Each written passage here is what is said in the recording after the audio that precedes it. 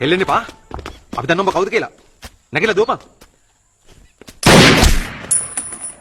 මම දිවීම නතර කර ඇත.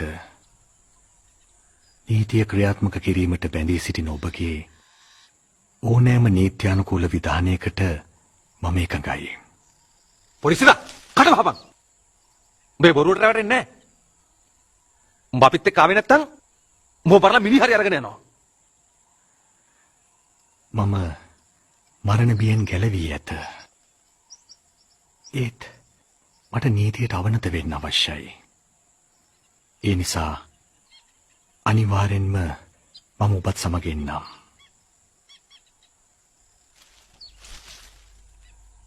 සාජන් හැරිස්. ඔව් සර්. දනමුට මාංචු.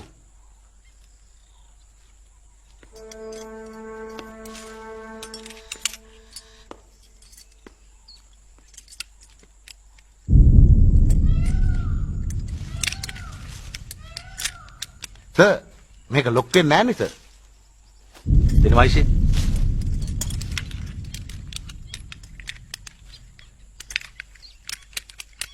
මේ ලොක් වෙන්නේ?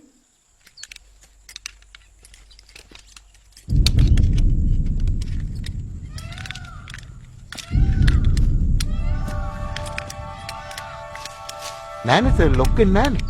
මට දෙන වයිෂේ.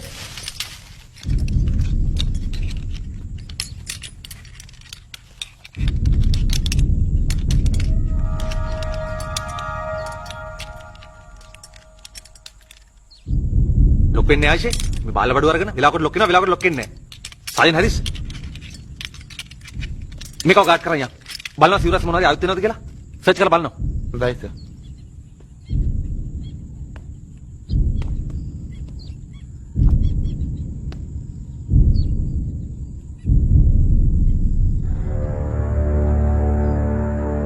all clear sir. යමු. මොකද මේ මොකද සෝබන ගමන?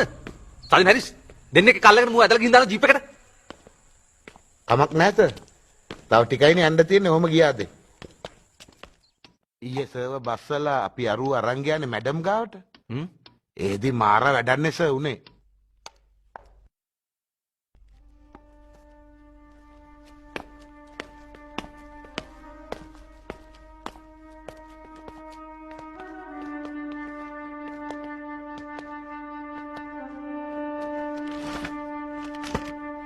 මේරි ඔය සුදුරු දක් කරන් එන්න.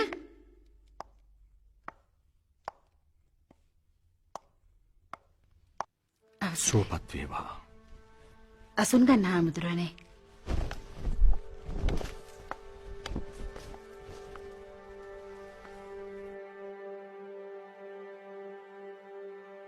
සුවපත් වේවා.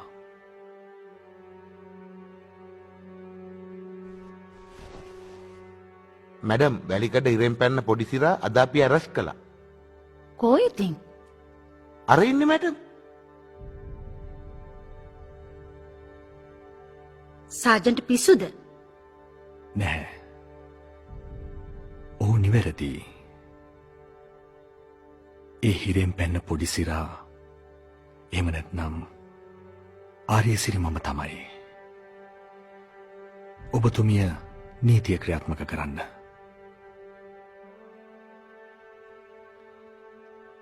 මෙතන මොකක් හරි ලොකු වැරදීමක් වෙලා තියෙනවා. මේක අදා ගන්න අමාරුයි. මැඩම් මේ තියෙන ෆින්ගර්ප්‍රින්ට්ස් වාර්තාව. මේ අනුව තමයි අපි ආව අරස් කළේ. කෝ බලන්න.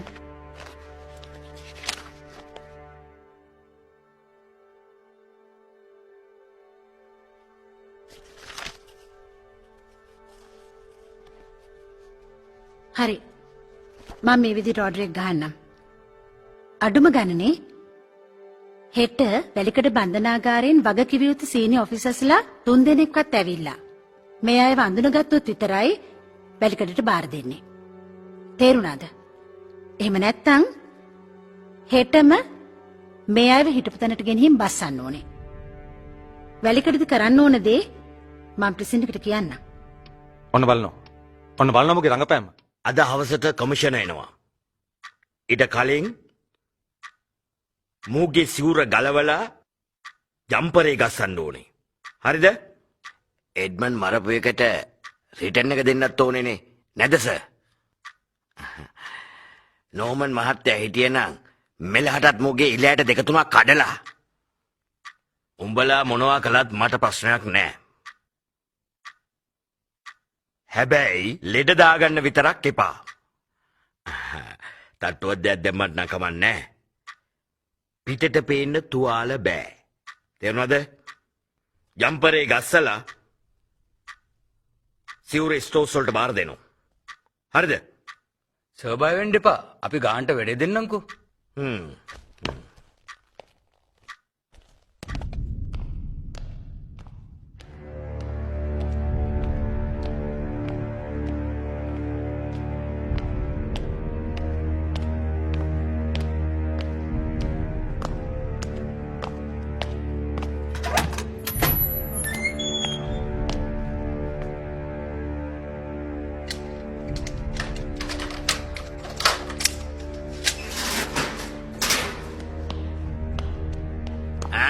පොඩිසිරා දැන් ඉතින් බොරු නැතුව නැගිටපන්. උඹගේ ෆින්ගර්ප්‍රින්ට්ස් රිපෝට්ස් ඇවිල්ලා තියෙන්නේ. මං හොඳින් කියන්නේ ගලවපන් සිවුර, ගහපන් ජම්පරේ, ගහපන් ජම්පරේ.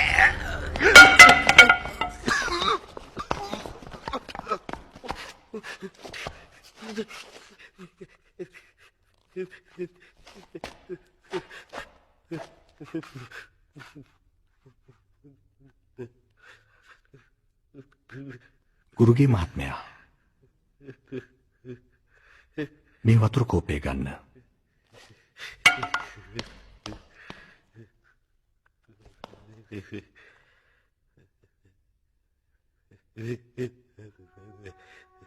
මේ වතුර ටිකක් බෙල්ලේ දෙපැත්තේ පිරිමදින්න. මුහුණත් සෝදන්න.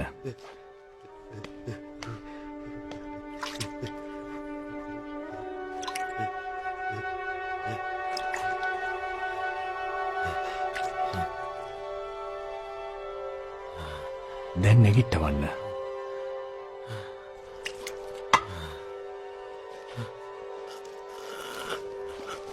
මෙහාට එක්කෙන්න.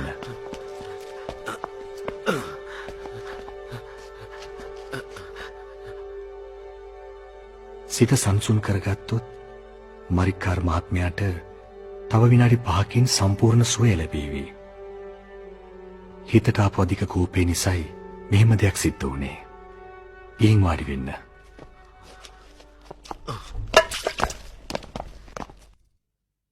අල්මේඩා ඊයේ වෙනකම්ම පොඩිසිරාගේ සිවුර ගලවලා නැහැ. ඇයි මැජිස්ට්‍රේට් අපේ රිපෝට් එක පිළිගත්තේ නැත්තේ? මුගේ රංගපෑම සර්. මුගේ රංගපෑමට. මුගේ රංගපෑමට මැජිස්ට්‍රේට්ට අදා ගන්න බැරුව ගියාලු. මු පොඩිසිරා සර් අපිට එන්න කිව්වේ. විජේසිංහ පොඩිසිරාගේ ෆින්ගර්ප්‍රින්ට්ස් රිපෝට් එක ආවා. ඒක පොසිටිව්. මං උදෙම මරික්කාරුයි ගුරුගේ වයි යවුවා. ඌට ජම්පරේ ගස්සලා සිවුර ගේන්න කියලා. බලන්නකෝ දැන් පැය දෙකක් විතර වෙනවා මේ දෙන්න තම නෑනේ. ලෙඩක් දාගත්තද දන්නේ නැහැ. එඩ්මන්ඩ්ගේ කේස් එකෙන් මුන් දෙන්න තරහින් හිටියේ. මේ ඉක්මනට ගිහින් බලනවා. පුළුවන් තරම් ඉක්මනට ඌට ජම්පරේ ගස්සලා සිවුර ගේනවා. ලෙඩ දාගන්න එපා. තේරුණාද? Okay sir. ඕකේ. ඕකේ.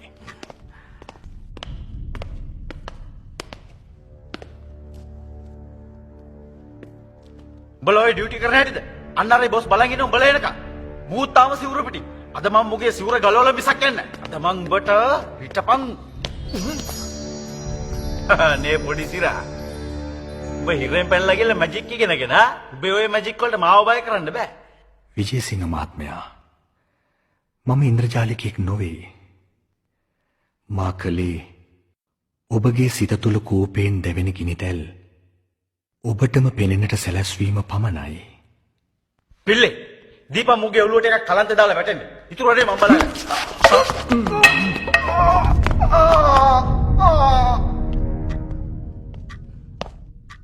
සර් මට එන්න කිව්වේ? සිට්.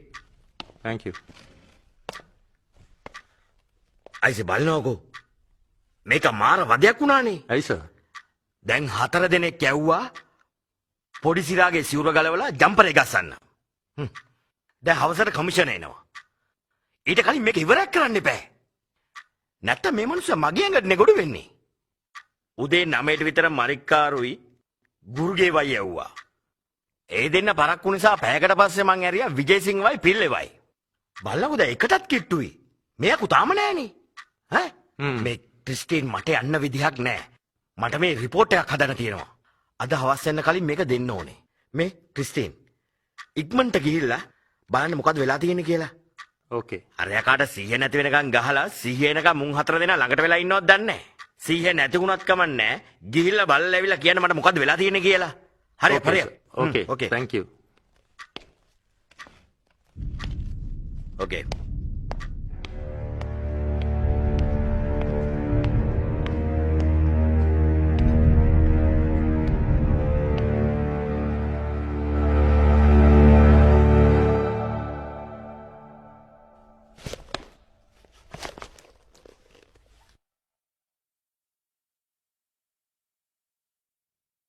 අවසරයි හාමුදුරනේ.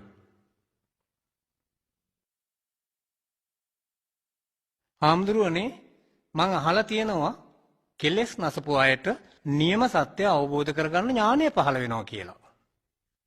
සිතක් ආශාවන්ගෙන් මිදෙන්න ඒ සිතට ඇතුළු වෙන්නේ සත්‍ය, යුක්තිය, සාධාරණත්වය, සමානාත්මතාවය, සැනසිල්ල, සහනේ වගේ දේවල්. දැන් ලෝකේ හැම රටකම ඒ වගේම අපේ රටේ අහස උසට ප්‍රශ්න.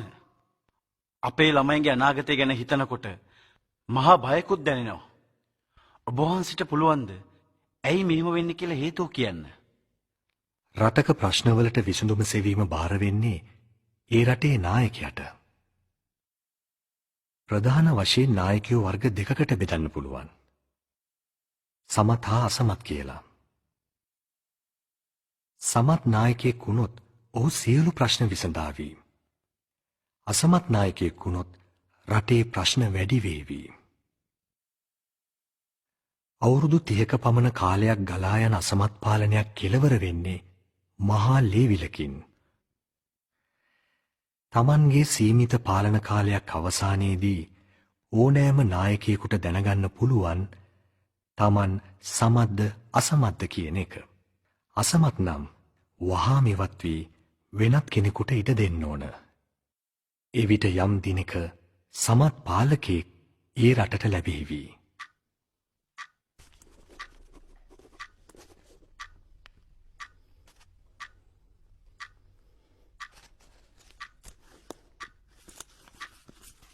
දැන් ඔබලා රටක් ගැන හිතන්නේ නැතුව ගෙදරක් ගැන හිතන්න. පියා තමයි ගෙදර නායකයා.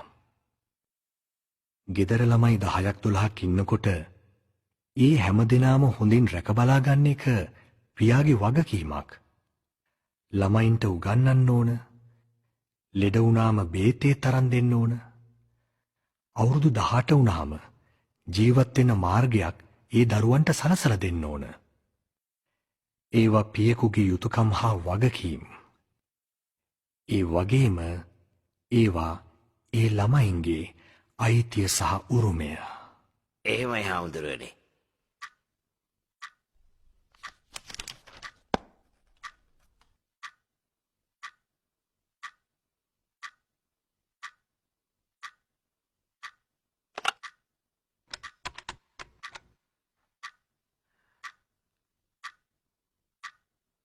වීරසිංහ ඔව් මේ කවුරු ඇහුවොත් කියනවා මම පන්සල් සුපා පැත්තේ ගියා කියලා. ඕකේ.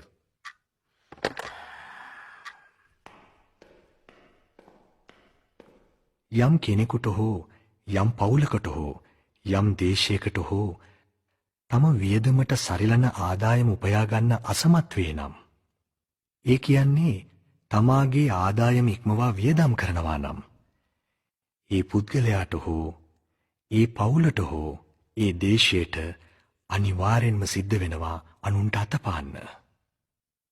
බුදුදහමේ මේ ගැන ඉතා පැහැදිලිව විස්තර කෙරෙනවා.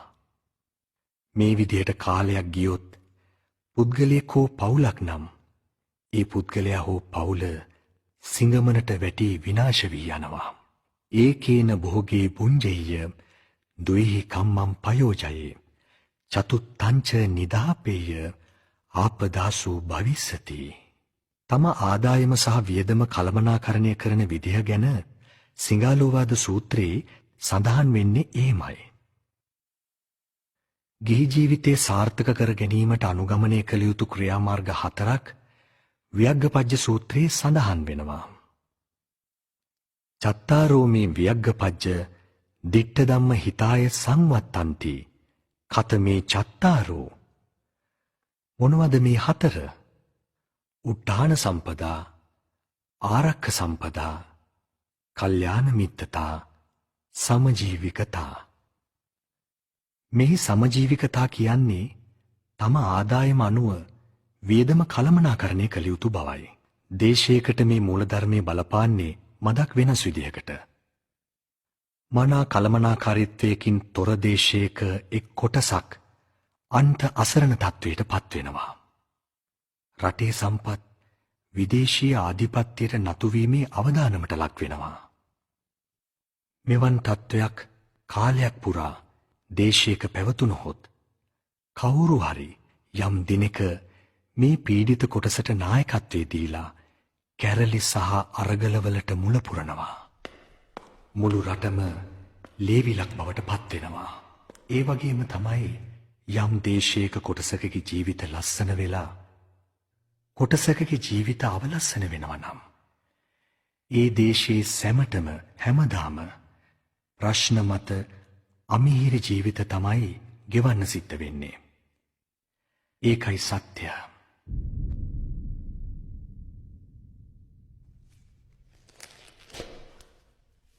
මෙන්න දැන් ලැබුණු විශේෂ ප්‍රවෘත්තියක්.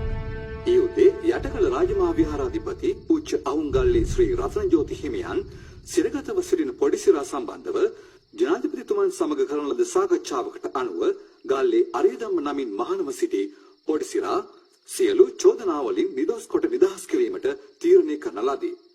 ඒ අනුව හෙට උදෑසන 10:35ට හෙතෙම බන්ධනාගාරයෙන් නිදහස් වීමට නියමිතය.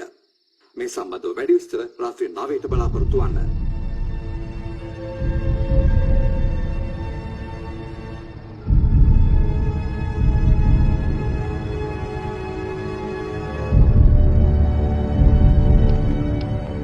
දැන් බලනවා ඉසි මුව කොටු කරන්න අපි කොච්චර මහන්සි වුණාද කියලා. දැන් මුව හෙට නිදස්කොට නිදහස් කරනවා. ඒක වෙන්න බෑ. කොහොමත් ඒක වෙන්න දෙන්න බෑ. මට තියෙන පුදුමයයි මුගේ රඟපෑමට මේ හැමෝම අහුවෙන එකනේ.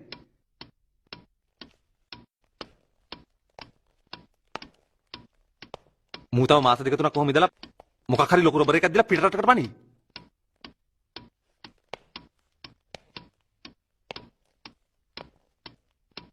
මං කොහොමත් ඒකට ඉඩ තියන්නේ නැහැ.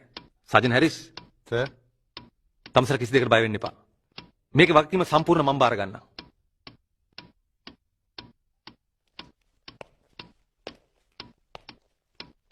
සජන් හැරිස් මිනිහා නිදහස් වෙලා යන දවසට අපි එතන ඩියුටි. මං කියන්නම් ඒ ධර්ම මොනවද වෙන්න ඕනේ කියලා.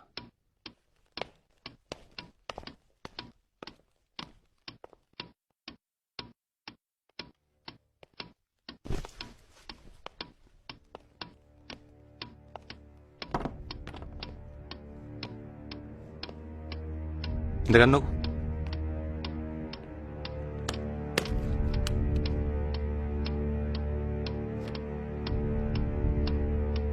සජන් හැරිස් සර්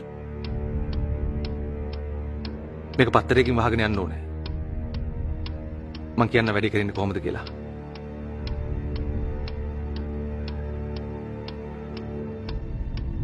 මම මේ කැප් එක ගලවලා අරගෙන මෙන්න මෙහෙම තියාගන්නවා. ඒක තමයි get ready signal එක. මිනිහා නිදහස් වෙලා එළියට එනකොට මම යනවා ඉස්සරහට.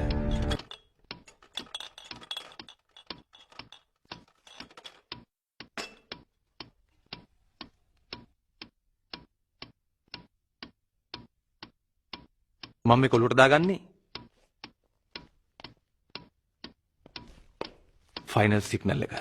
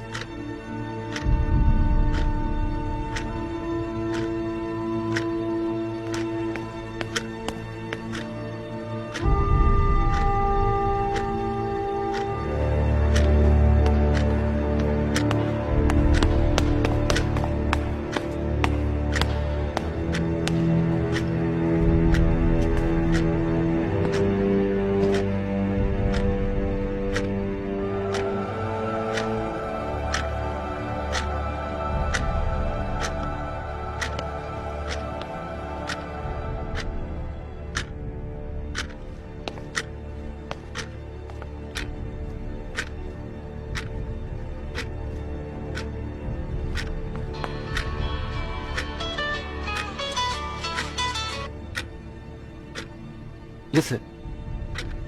Yes, sir.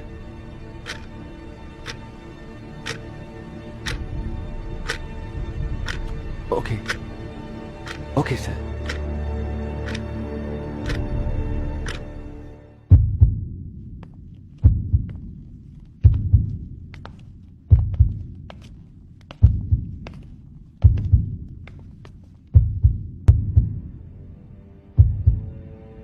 සුවපත් වේවා.